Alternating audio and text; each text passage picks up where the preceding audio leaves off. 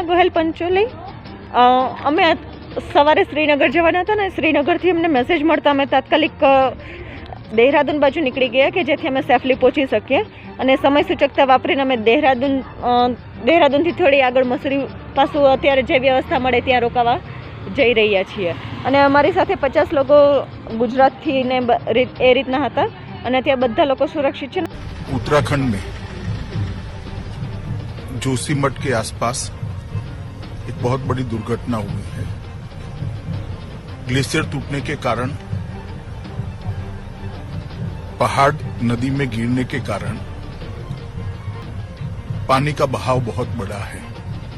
पहले रूसी गंगा और बाद में अलकनंदा, वहां पर जलस्तर बढ़ने की शुरुआत हुई है। कुछ लोगों के हताहत होने की भी प्राथमिक सूचना हमें मिली है। एनडीआरएफ की 3 टीमें वहां पहुंच गई है। बाकी की टीमें दिल्ली से फ्लाई कर उत्तराखंड की ओर जाने के लिए तैयार है। कुछ ही समय में वो पहुंचेंगे।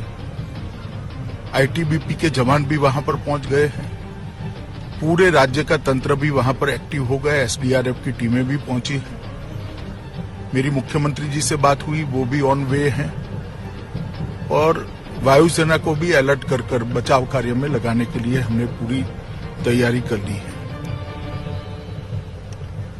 मैं उत्तराखंड की सभी निवासियों को आश्वस्त करना चाहता हूं कि नरेंद्र मोदी सरकार इस संकट की घड़ी में उत्तराखंड के साथ खड़ी है और हर संभव मदद देकर इस संकट से जल्दी उत्तराखंड बाहर आए और आम जनजीवन पहले की तरह शुरू हो जाए। इस दिशा में हमारे प्रयास है।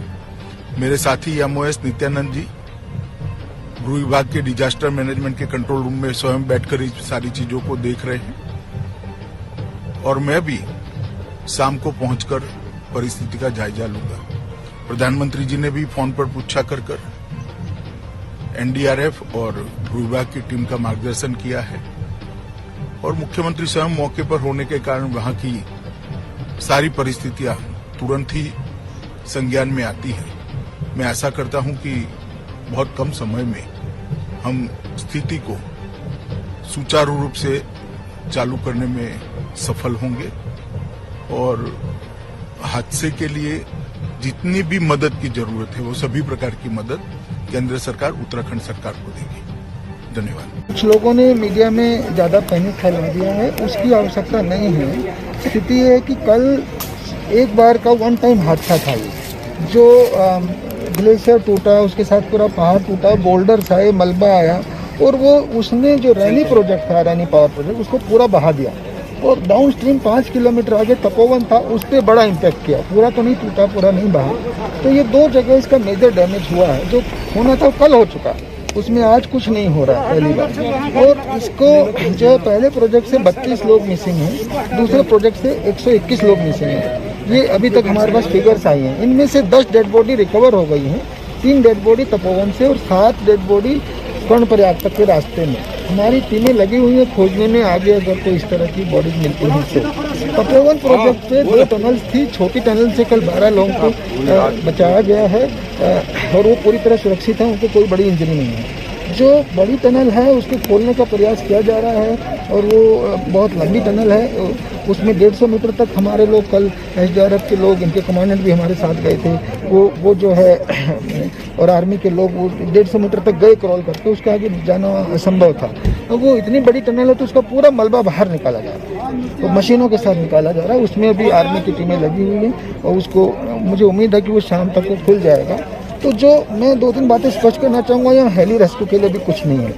दूसरा, ऊपर के पुल टूट गए, तो ऊपर मलारी तक कुल 13 गाँव हैं, तो वहाँ पे जो जिला प्रशासन है उसकी मदद से कोई अगर उनको हेल्प की जरूरत होगी, उनको कोई रेस्क्यू की जरूरत नहीं है, कोई हेल्प की जरूरत होगी तो वो उन तक पहुँचाई जा रही है। तीसरा, जो मिसिंग पर्सन हैं इनका मिलान किया जा रहा है, जो डेड बॉडीज खोजने उनको खुजवाने में हमारी टीमें लगी हुई हैं। चौथा, इस टनल को खोलने का प्रयास किया जा रहा है।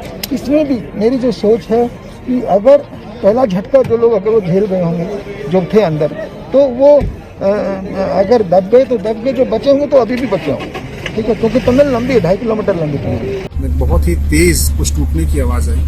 ऐसा लगा कि बहुत ही ज़ोर से कहीं कोई चीज़ टूटी है हायर रीचेस पे। और बाद में ऐसा पता लगा तुरंत ही, जो स्थानीय प्रशासन से सूचना मिली कि जो रेनी गांव के पास एक हाइडल प्रोजेक्ट था, उसका एक रिजर्वॉयर जहाँ पानी था वो टूट गया किसी ग्लेशियर के टूटने की वजह से, ऐसे अंदेशा जताया गया। वहाँ कई लेबर और बाकी लोग काम कर रहे थे और कई सारे हट्स भी थे वहाँ पे, जिसको कि जो विजुअल्स मिले हमको उसमें बहते हुए दिखाया गया।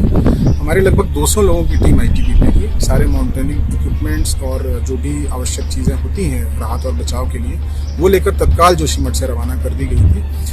फिलहाल वो लोग वहाँ स्पॉट्स पर पहुँच गए हैं और अलग अलग इलाकों में रेस्क्यू और वहाँ पर लोगों को निकालने का काम जारी है।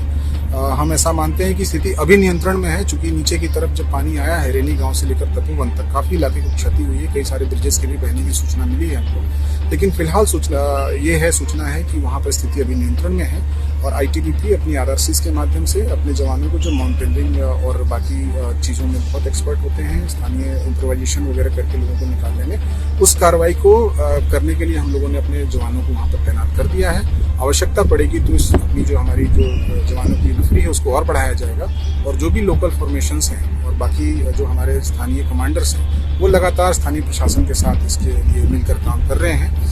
अभी स्थिति नियंत्रण में है और कोई भी ऐसी स्थिति नहीं है जिसमें कि बहुत ज़्यादा पैनिक हो।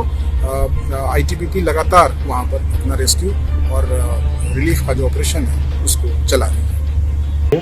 जी NDRF मार्च कर चुकी है, उसके बाद ITBP के आदमी पहुंच चुके हैं वहाँ पर। जी हमारी जो SDRF की टीम है वो पहुंच चुकी है सर। और सारी जगह रेड अलर्ट हो चुका है। सर कैजुअल्टीज का एक बार बता दीजिए टोटल कैजुअलिटी जो है 100 से 150 के बीच हो सकती है। ये तो पूरी तरह हुआसा हो गया, कुछ भी देखने को नहीं बचा है।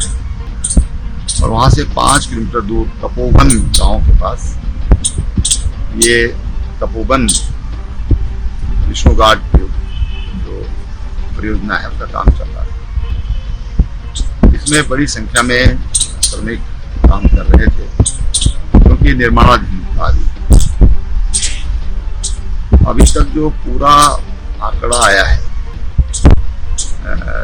203 के आसपास मिसिंग की खबर आई है।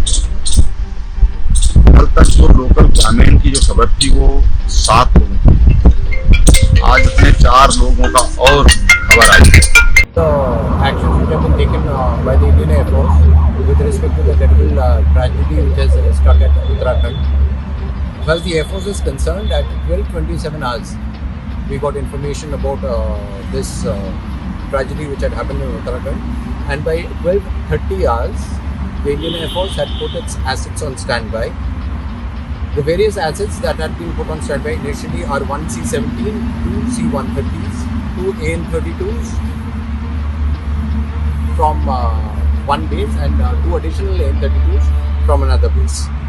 In addition to this, helicopters were also put on standby, 3 Mi-17s and a total of around 4 ALHs had been put on standby for this task. One Chinook helicopter was also put on standby for the task.